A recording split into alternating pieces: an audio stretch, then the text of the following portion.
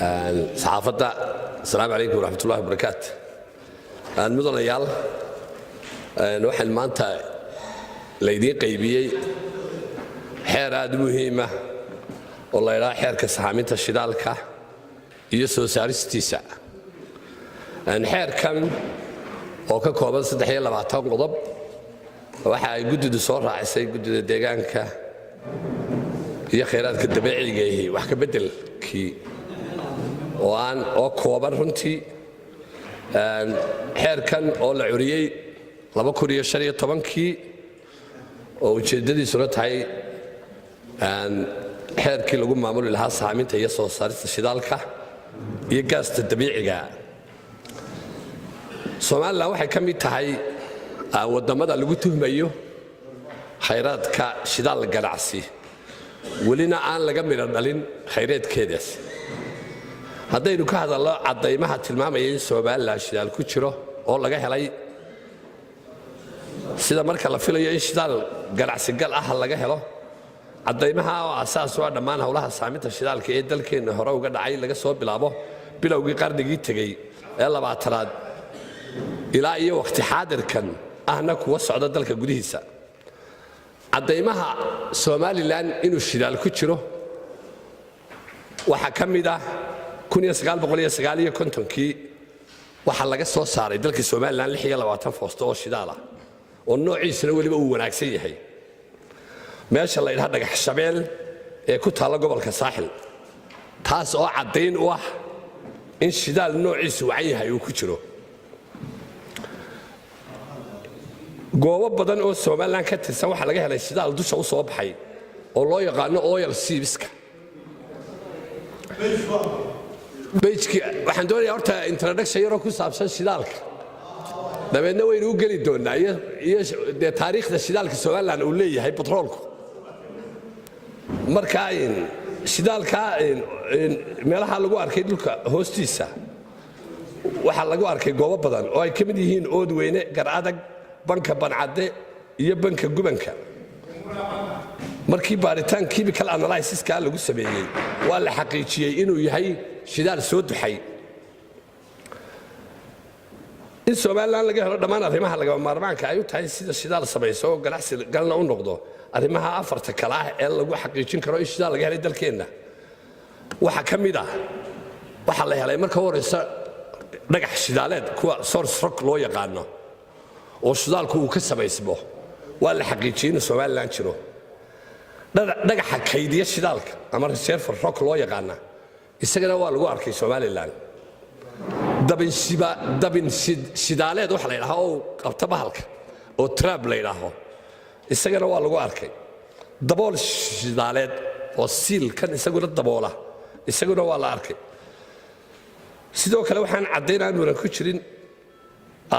in marka la isbarbardhigo godoonada dalka Yemen ee shidaalka laga soo saaro isla markaana leh kayd dhan oo 7 bilyan foosta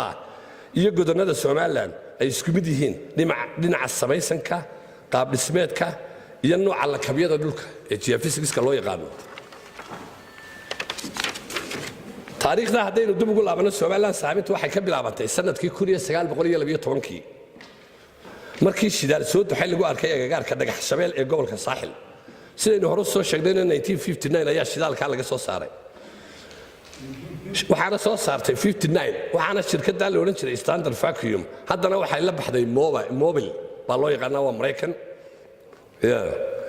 marka goobta 3 ceel bay ka soo saartay halka oo laba ka mid ah shidaal noociisu yahay 336 ABA oo aad u fiican lagu arkay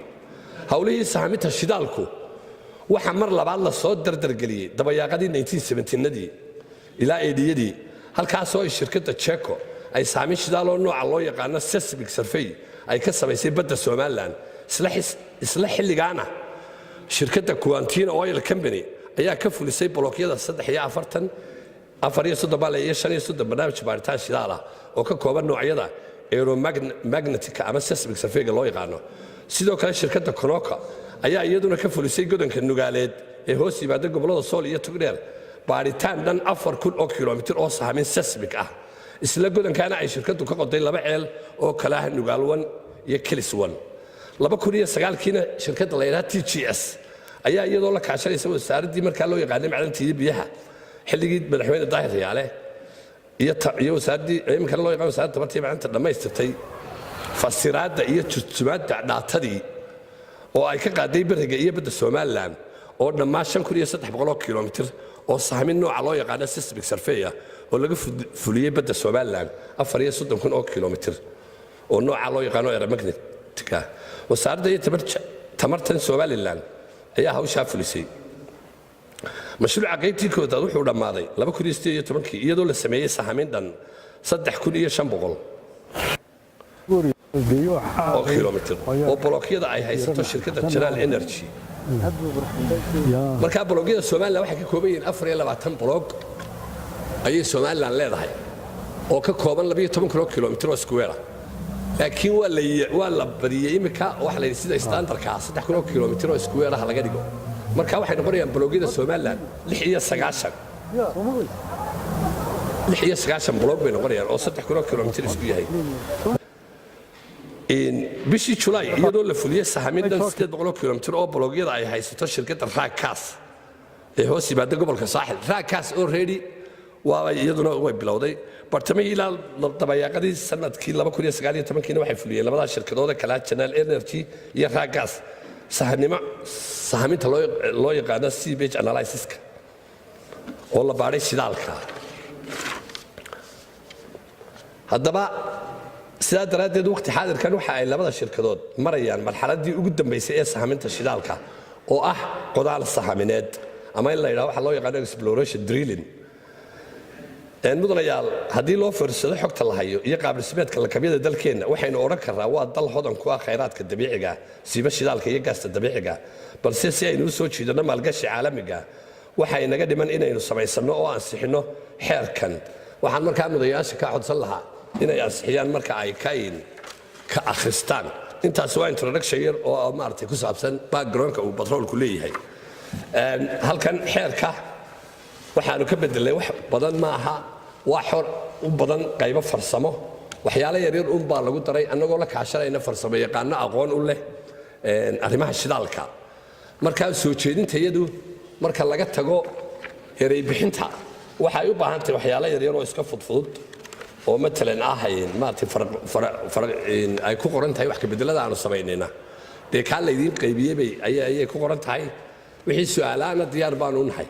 marka waxaan jecelahay inaad isla akhridaano aniguna wixii su'aalaanu diyaar u noqono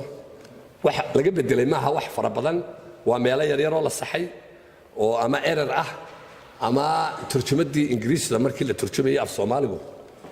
oo samartay siyaalo kala kaana uu maxay haytay u qormay marka runtii xeerkani waa xeer aad u muhiim ah oo u baahannahay wadanka aynu jaarkanahay imika wadamadan Afrika Uganda iyo Kenya shidaal baa laga helay iyo Soomaaliya wadanka aynu jaarkanahay waliba wadankan aynu jaarkanahay Soomaaliya uu ansixiyay xeerkiisii batroolka iyo sahaminta shidaalka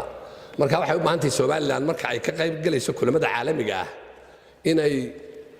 halka looga baahan yahay inaynu leenahay xeer marka waxaynu soo jeedin lahaa golayaasha si aynu ula tagno golayaasha caalamiga ah xeerkii oo inoo ansaxsan inaynu xeerkan si degdeg ah u ansixino markaynu akhrino aad baa mahadsantihiin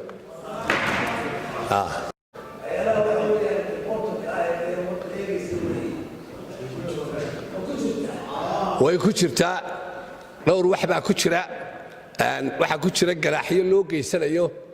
deegaanadeena haddii matalan imika waxaa jira in matalan badda waanu kordhinay kambaniyada waaweyn ee ku soo xadgudba iyagoo iska saaminaya saamin baddeenna waxa ay ganaaxyadu berigii hore u qornaayeen $50 milyan ganaax ama $5 waxaanu ka dhignay $500 milyan waayo wadamada qaar baa ganaaxa lacag kambani weyn oo imika dee shal oo kale haddaad ku qabato iyadoo badda ka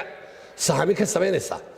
kabitalkeeduna uu badan yahay ama lacagta ay haysataa $500 milyan baanu ganaaxyada oo kale dhignay taasi waa taas wixii kale ee damage ee kambaniyadu ay geystaan marka ay shidaalada samaynayaan iyo qaabka ruqsadaha loo sameeyo waxa soo dhan xeerku uu qeexaya iyo haday tahay deegaanka dhibaatada kaga imanaysa ama qashinka waxa soo dhan way ku qoran yihiin